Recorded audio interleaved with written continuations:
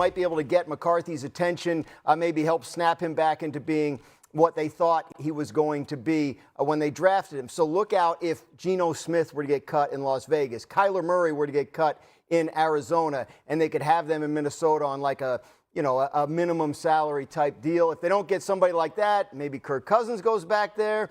They looked at Joe Flacco last year. They looked at Aaron Rodgers last year. So a lot of options for Minnesota at the quarterback position. They just don't know what it's going to be. Adam, what more can you add?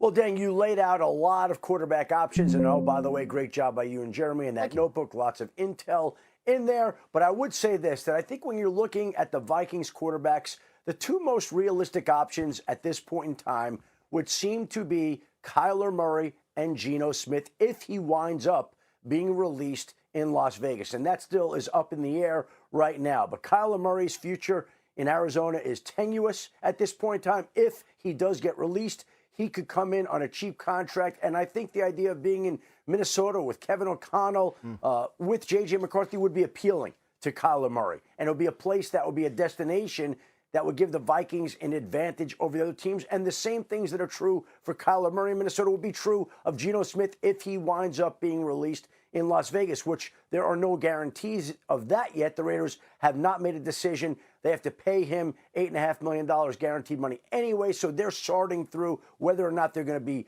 keeping Geno, knowing that everybody expects them to take Fernando Mendoza at 1. But no doubt the Vikings are going to be bringing in one of these quarterbacks. It's probably going to be somewhat of an established quarterback, somebody that's going to be cap-friendly to bring in. But there's going to be a quarterback move that's made here in Minnesota in the days to come. Mina, if it is Kyler Murray, former #1 overall pick, who's had some measure of success in the league as a starter in Arizona, you like that idea for Minnesota? Yeah, I mean, first of all, I love it for Kyler Murray, right? Don't pursue the biggest contract necessarily, pursue the situation, rebuild your value. But I also really like it for Minnesota. Guys, I feel like the league is way too low on Kyler Murray right now based on the way, first, Arizona is obviously willing to absorb a lot of a big cap hit to release him, but also the way he's talked about. When the Vikings signed Sam Darnold, and you look back at the last 2 seasons he played, he had kind of a gap year in San Francisco.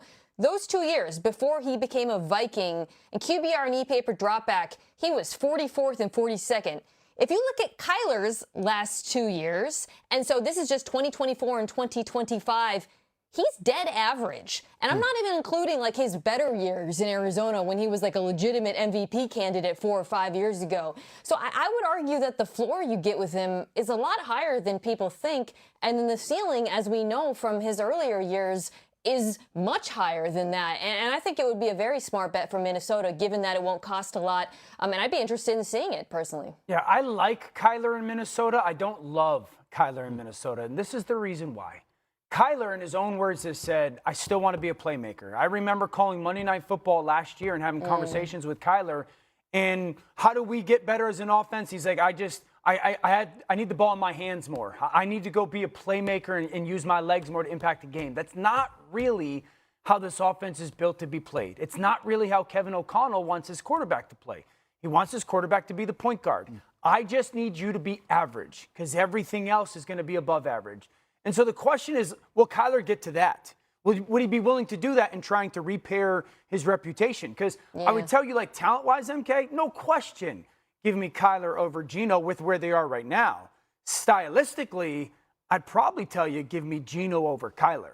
Yeah, because he can be that point guard? Geno's been that. He's been more willing to be that in rhythm, in timing, pocket passer, allow the offense to be the star rather than me. Yeah, that's kind of the thing, Mina, right? Like these guys that come from that McVay, Shanahan kind of, they know how to get receivers open. It's just a matter of, hey, you got to do what gets us 4 fresh downs, right?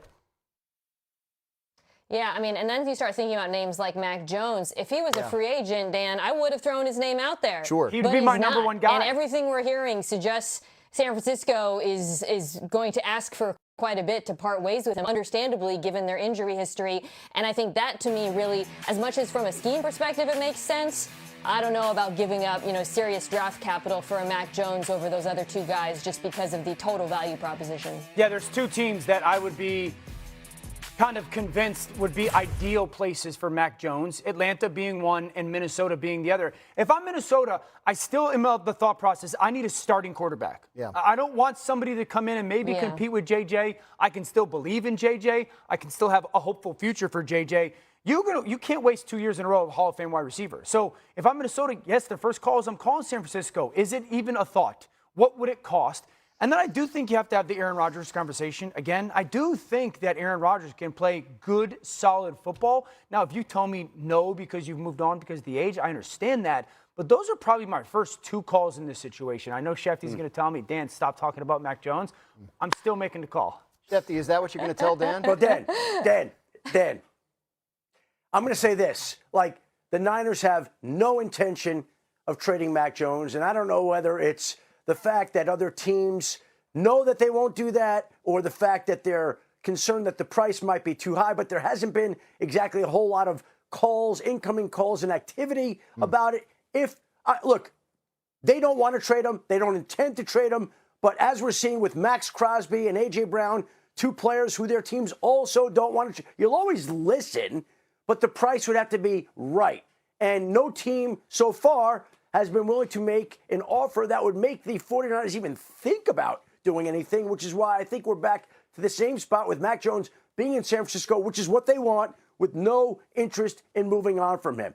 Aaron Rodgers, again, I think the Steelers have been waiting for an answer middle of this month. The free agent market begins next week. So if you're Aaron Rodgers, you can, but it's not ideal to drag it out till the summer the way he did last year. And I think the Pittsburgh Steelers with a new head coach would like an answer sooner rather than later. And the feeling is that they'll probably get an answer sooner rather than later. And we'll see whether or not Aaron Rodgers comes out of retirement or free agency or however you want to call it to play another season. Well, Pittsburgh needs an answer, but so does Minnesota, just to put a button on that. They were 29th in team QBR last year, ahead of only Tennessee, Las Vegas, and Cleveland.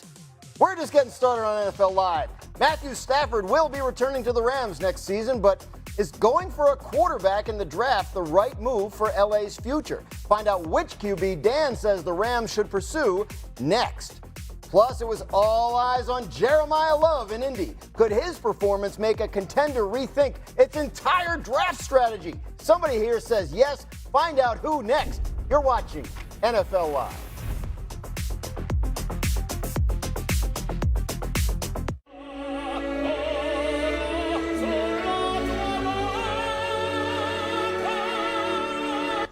Optimal poop in 10 days. New IAMS Proactive 5 for healthy digestion. My accountant, who uses unsecured email, has all my tax info. Tax forms have all the personal info thieves need to steal your identity. That's why LifeLock monitors millions of data points for identity theft. LifeLock, for the threats you can't control. Find your sun with Sun Cruiser Vodka Iced Tea. Made with real iced tea and real vodka. Cold, refreshing, and made for moments like these all year long. Let the good times cruise with Sun Cruiser. You know what? I'm gonna put that on silent.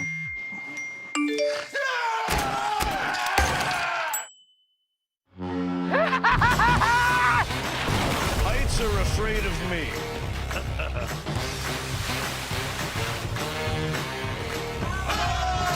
Find your fun again. Ships, am I right? Carnival is calling.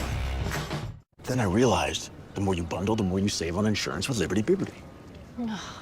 It's like you're talking my love language. Well, I've been taking word classes online. Wow.